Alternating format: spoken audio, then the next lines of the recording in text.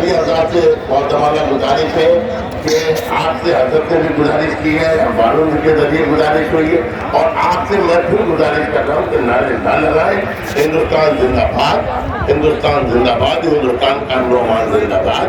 और बाहर लोग जो खड़े हुए हैं उनसे भी मेरी ये गुजारिश है कि कोई ऐसा नारा ना लगाए, प्यार मोहब्बत के। और जो शोरा आजाद है उनसे कहो एक शेर बनकर दीवार का मौका मिला। और फिर मैं कह रहा हूँ अगर मोटरसाइकिल अगर बीच में कोई लिए हुए तो उन्हें साइड में कर ले, बेहतर ये होगा कि उनका पब्लिक आ रही है तो दिक्कत है। हाफिज मुबश्शिर साहब माइक पर आ रहे हैं नाते नबी सल्लल्लाहु अलैहि वसल्लम का सिर्फ एक शेर पढ़ने के लिए। दुरूद पाक पढ़े। अल्लाहुम्मा सल्लि अला सय्यिदिना मौलाना मुहम्मदिन व आलिहि बारिक वसल्लम। सलातो व सलाम अलैका या रसूलल्लाह सल्लल्लाहु अलैहि वसल्लम। नाते पाक का सिर्फ और सिर्फ एक शेर समाप्त करें, मोहब्बत से कहें सुभान अल्लाह। कोई गुल बाकी रहेगा ना चमन रह जाएगा। आली जनाब डॉक्टर इंतखाब आलम साहब मंच पर तशरीफ ले आए हैं। हम सब मिलकर उनका इस्तकबाल करते हैं। आईएमसी उनका इस्तकबाल करती है, तमाम आवाम उनका के लिए। इश्तियाक अहमद तहसीनी साहब सिर्फ और सिर्फ नाते नबी सल्लल्लाहु अलैहि वसल्लम गुनगुनाने के लिए दो अशार।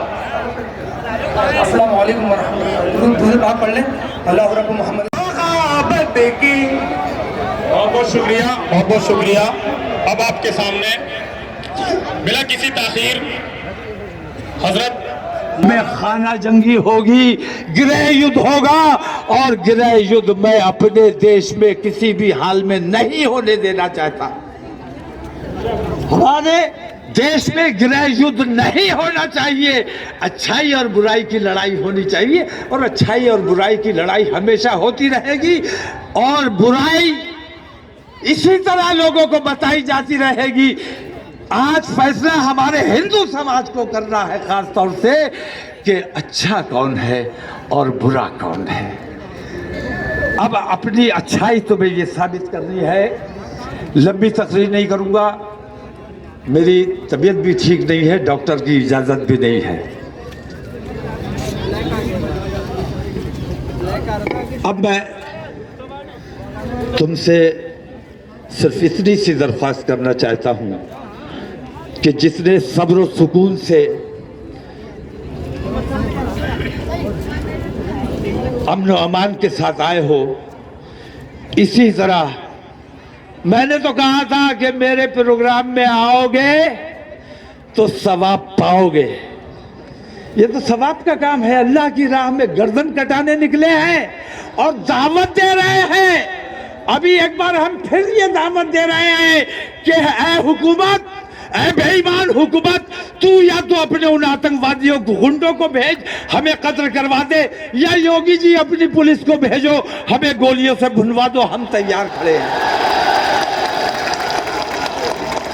हम तैयार खड़े हैं, और बिल्कुल मज़ाहिमत नहीं करेंगे। गोली चलाकर देखो, अगर हम अब बचने की कोशिश करें तो लानत है हमारी मर्दानगी पर।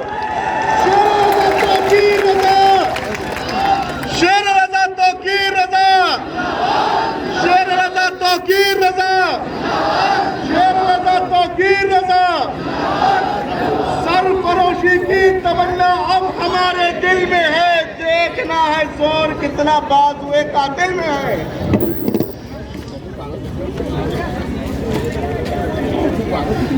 बात थोड़ी तवील हो गई, लेकिन अच्छाई और बुराई के बारे में हमें अपने हिंदू समाज को बताना था। मैं अपने उलमा से भी कहता हूं कि तुम तो दावत के लिए पैदा किए गए हो, तुमने दावत का सिलसिला बंद कर दिया। इसीलिए हिंदू और मुसलमानों के दरमियान जो दूरी, जो खाई बन गई है, इस खाई को सिर्फ दावत ही पाट सकती है। दावत का सिलसिला शुरू कीजिए, एक दूसरे से प्यार मोहब्बत का इजहार कीजिए, एक दूसरे से दोस्ती कीजिए, एक दूसरे से कुर्बत बढ़ाइए, तभी देश का माहौल अच्छा बनेगा। मैं उन तमाम हिंदूवादियों से कहता हूं कि अगर जंग चाहते हो तो जंग देश के लिए करो, अगर लड़ाई चाहते हो तो लड़ाई देश के लिए करो, देश की एकता के लिए करो। देश को बर्बाद करने के लिए लड़ाई नहीं लड़ी जानी चाहिए। मैं आप तमाम लोगों से हाथ जोड़कर ये दरख्वास्त करता हूँ कि आप लोग यहाँ तशरीफ़ लाए। मैं बेहद मशकूर हूँ, आप लोगों ने मेरी इज्जत रखी। और मैं ये जो कुछ भी कर रहा हूँ किसी सियासी फायदे के लिए नहीं, बल्कि हमने जो तकलीफों में जिंदगी गुजारी है, खौफ और हिरास में जिंदगी गुजारी है, हमारी आने वाली नस्ल को हम अच्छा हिंदुस्तान अपने आने वाली नस्ल के लिए छोड़ना चाहते हैं। हम इसलिए ये तमाम जद्दोजहद कर रहे हैं। आप लोगों से हाथ जोड़कर मेरी दरख्वास्त है कि बहुत अमन और सुकून के साथ, बहुत प्यार मोहब्बत के साथ। अब लोग आ रहे हैं तो उनके लिए मैं कब तक रुकूंगा भाई? है? नहीं, अब क्या बजा है? 3 बजे।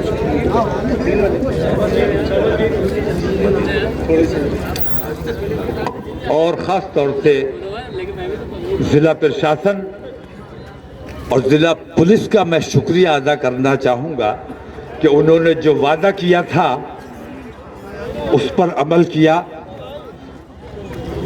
ज़िला प्रशासन और ज़िला पुलिस ने हमारा सहयोग किया है, मीडिया ने हमारा सहयोग किया है। अब आपकी जिम्मेदारी है कि आप भी उनका सहयोग करें। जितने शांति से आए हो, जितने अमन के साथ आए हो, उसी तरह दुरूद शरीफ पढ़ते हुए खामोशी के साथ, बिना किसी मजहबी नारे के, सब्र और सुकून के साथ तुम्हें वापस अपने अपने घरों जाना है। क्योंकि आज तुम अच्छे और सच्चे मुसलमान बन गए हो। क्योंकि आज तुमने,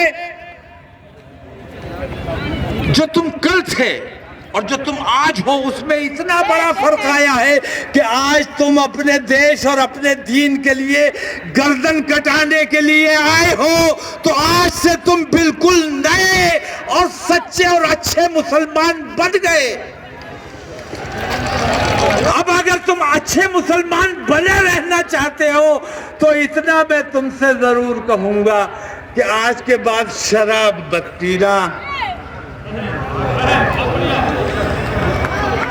सवाब का काम कर लिया तुमने, मरने के लिए आए, मरने के लिए आए, सवाब कमाया, और अब जब वापस जाओगे अपने घरों को तो गाजी कहलाओगे। और गाजी जुआरी और शराबी नहीं हो सकता।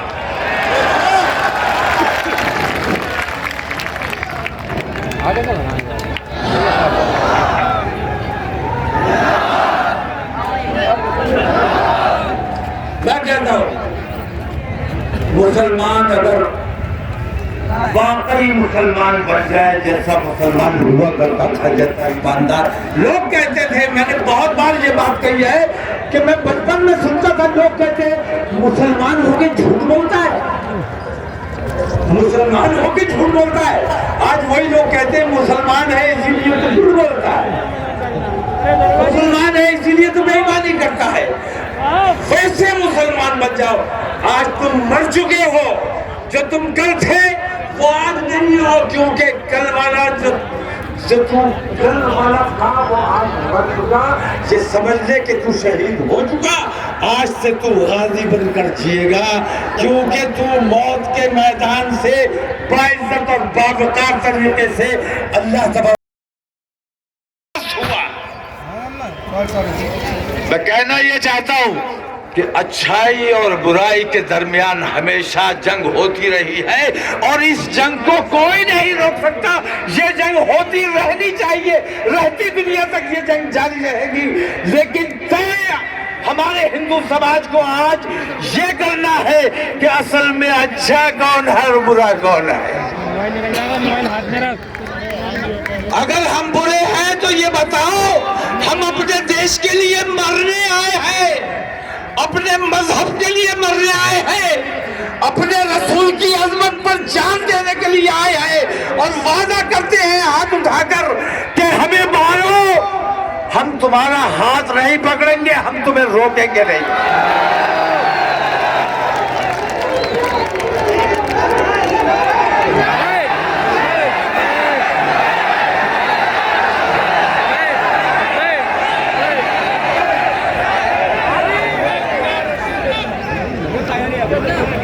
और मैं हिंदू समाज को ये बताना चाहता हूं कि जिसको धर्म संसद नाम दिया गया वो असल में धर्म संसद नहीं। किसी धर्म में ये नहीं सिखाया जाता कि मुत्तहिद हो जाओ और लोगों का कत्लेआम शुरू कर दो, जेनोसाइड शुरू कर दो, लोगों की नस्लकुशी शुरू कर दो। लोग कहते हैं, मैं हर साल मैं देखता हूं दशहरे पर लोग कहते हैं कि अच्छाई पर बुराई पर अच्छाई की जीत हुई, रावण का वध हुआ, रावण मारा गया। रावण कौन सा? रावण में क्या खराबी थी? रावण में खराबी ये थी कि उसने सीता मैया का अपहरण किया था, सीता मैया पर बुरी निगाह डाली थी।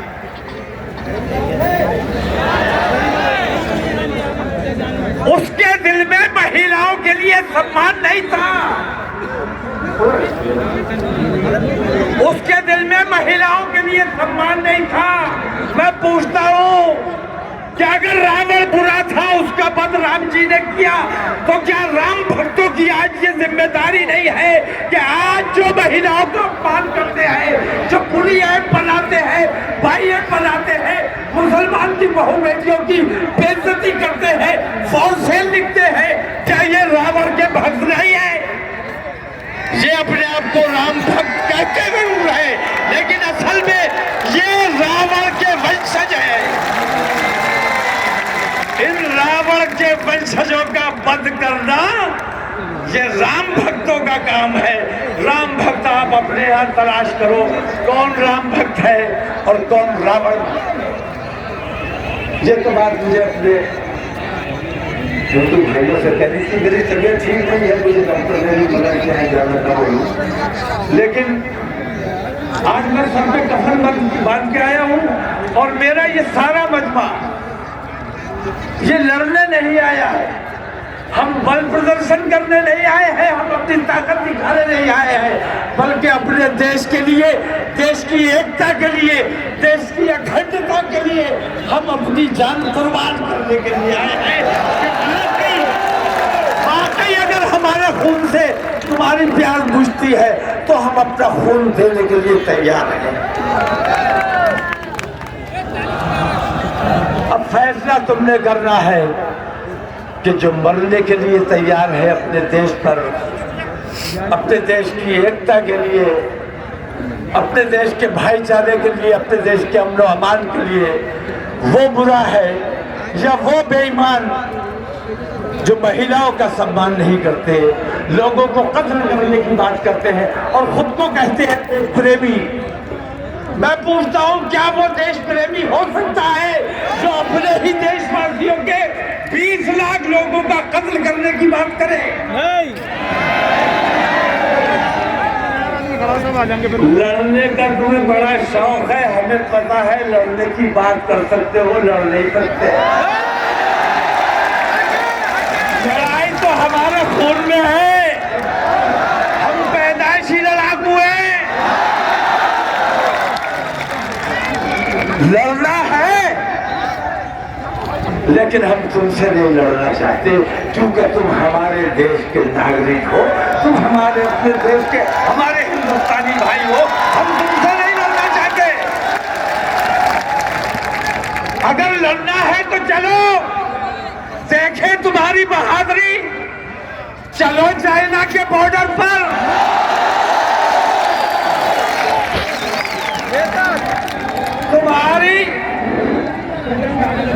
तुम्हारी गैरत कैसे ये गवारा करती है कि चाइना मीलों किलोमीटरों तुम्हारे देश पे घुसा हुआ बैठा हुआ है।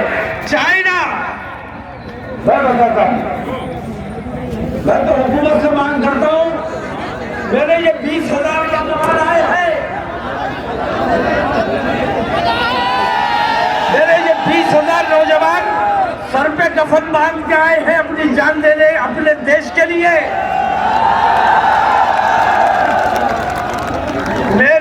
नौजवानों को थोड़ी सी ट्रेनिंग दे दो, थोड़े से हथियार दे दो। नीचे और नीचे कर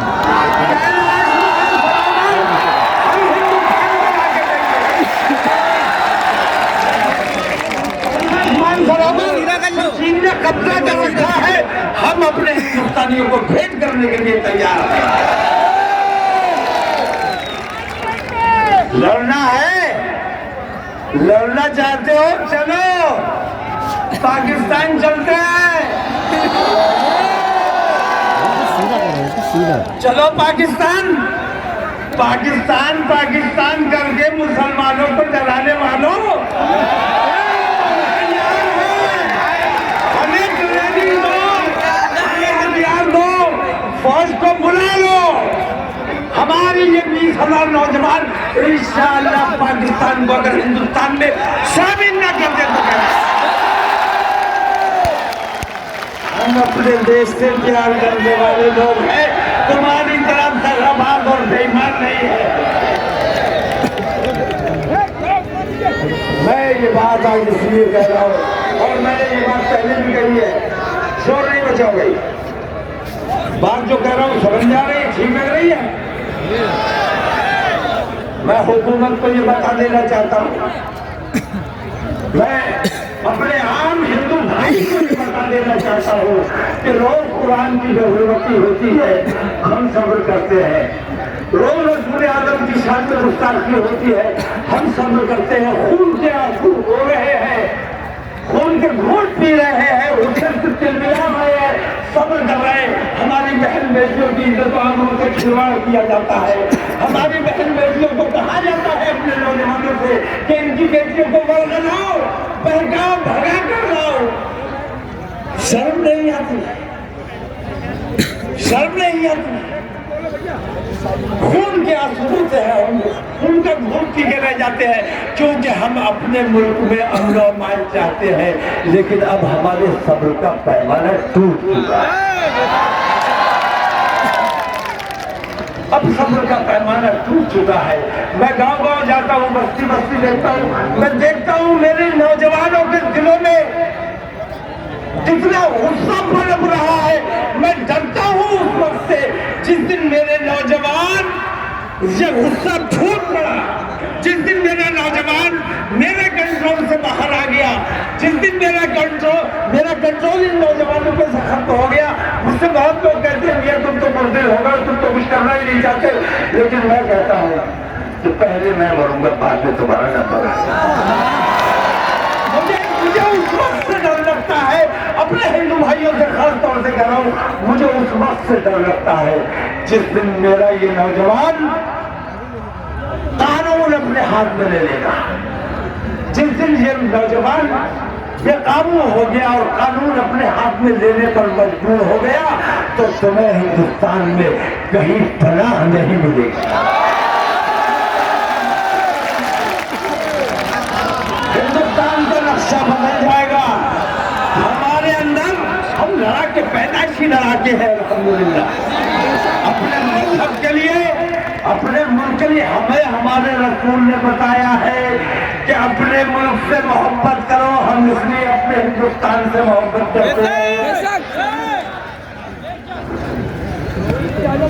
तो हिंदू भाई या हुकूमत या हिंदूवादी संगठन ये ना समझे कि मैं अपने नौजवानों को बहका रहा हूँ, बल्कि ये समझो कि इनके दिलों में जो गुस्सा पनप रहा है, मैं उस गुस्से को कम करने की कोशिश कर रहा हूँ, क्योंकि मुझे ने हमारे मुल्क को बेड़ियां पहना रखी है, इनसे हमें अब अपने मुल्क से निजात दिलानी है।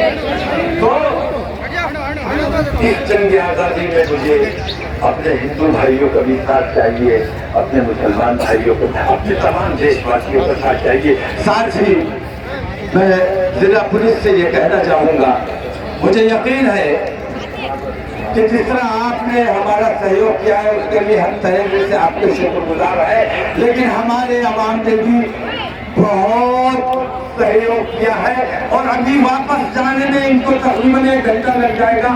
इस 1 घंटे में आप लोगों को सब्र तहम्मुल से काम लेना है, किसी किस्म की नारेबाजी नहीं करनी है। और जिला प्रशासन से मैं खास तौर से दरख्वास्त करूंगा कि हमारा आपने डेमोन्स्ट्रेशन देख लिया, हमारा एहतजाज देख लिया, कितना पुरसुकून और सब्र आज़मा था। हम अपने लोगों को वापस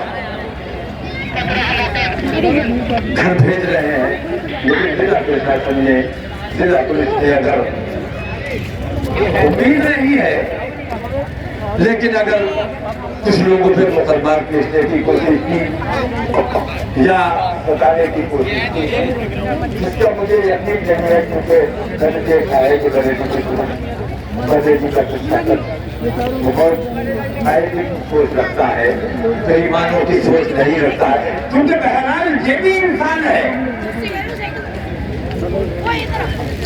बल्कि एक जुमला मुझे बहुत अच्छा लगता है कि हर पुलिस वाला देश का नागरिक है वर्दी के अंदर, और देश का नागरिक पुलिस वाला है बिना वर्दी के।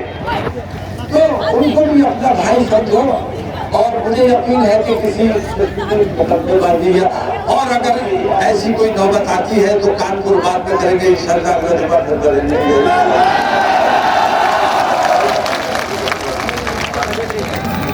और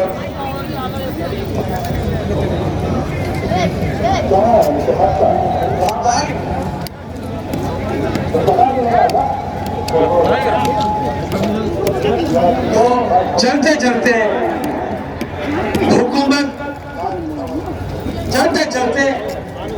हुकूमत हिंद से, अगरचे ये इस लायक नहीं है कि इनसे कोई मांग की जाए, बेईमानों की अधर्म फैला रहे हैं, इनका ठिकाना जेल होना चाहिए।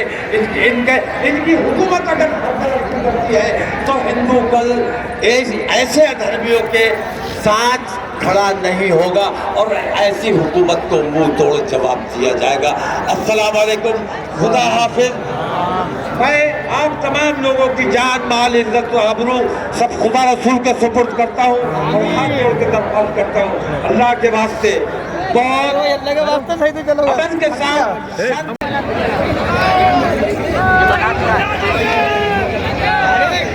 पूरी बना लिया। क्या बदतमीजी कर रहा है।